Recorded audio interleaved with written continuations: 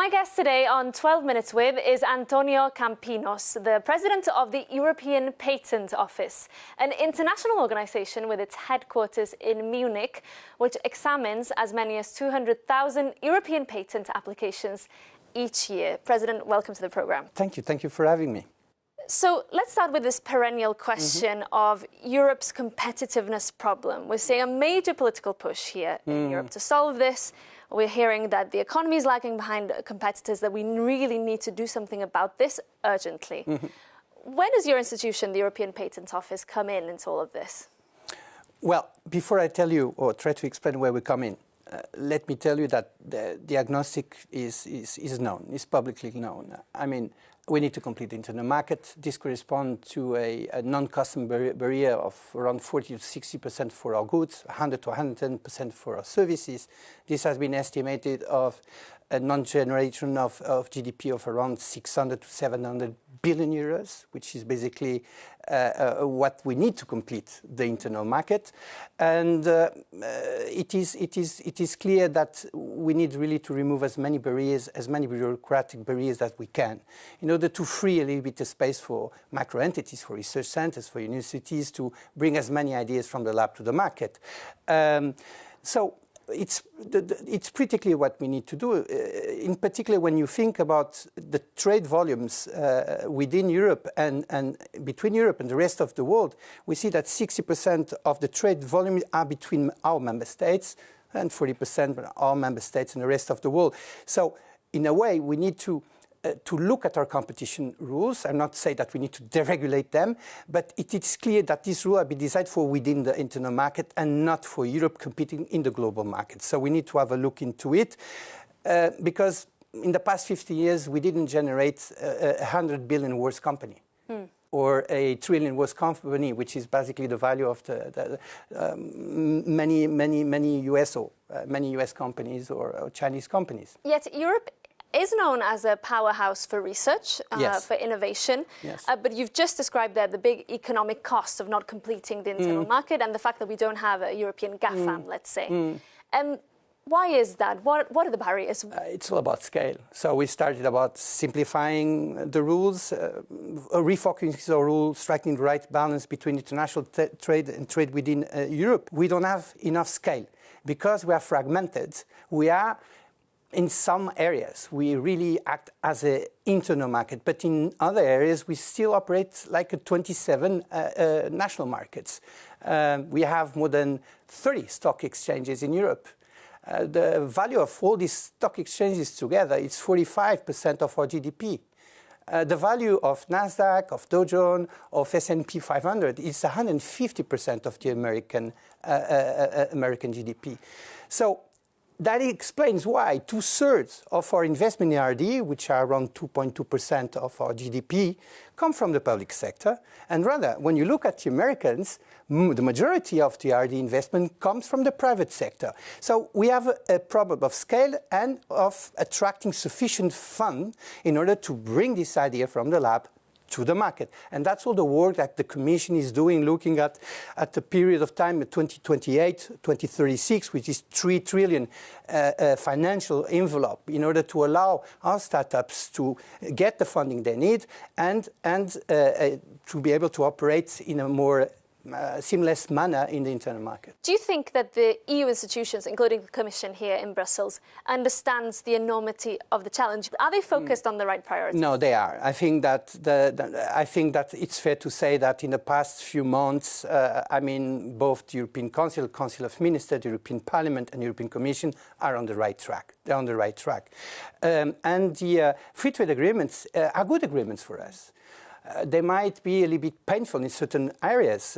We saw the demonstrations, the strikes of agricultors in France. But the free trade agreements, what they do is they expand our internal market. And as we have to compete with China and with the US, having access to the Canadian market, having access to the Mercosur market, having access to the Indian market, and more recently to the Australian market, is a good thing for us. We're hearing as well that, when it comes to the big sectors of the future, clean tech, AI, quantum, that Europe is lagging behind, that China and the US are really accelerating. You obviously have access to a wealth of data as the European Patent Office into where innovation is actually happening right now. Is the outlook as gloomy as we're being told it is? I don't think so. But I think that we really need to learn the lessons from the past. And it's clear that when you look at the research center, the major research center in the world, many are situated in Europe. Oxford, Cambridge, and Helsinki, just to name the two first that come to my mind. In terms of fundamental research, if we are not the best, we are among the best. And when you look at the patent data, you will see that when we are developing a technology at the fundamental research level, we have 50% of overall European patents.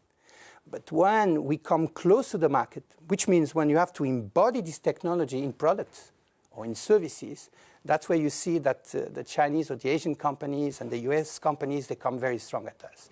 So we need to improve that. And that's exactly when you move this idea from the lab to the market.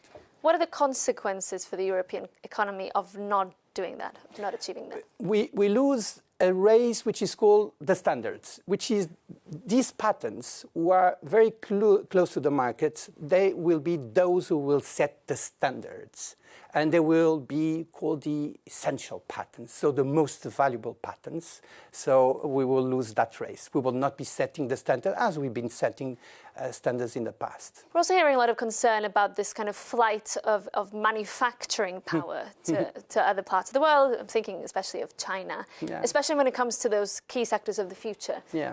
How much of a concern is that? Well, it's kind of a concern, you know, because, I mean, when you look, for instance, when you look at what powers all this technology, immediately comes to your mind these rare materials or this rare earth.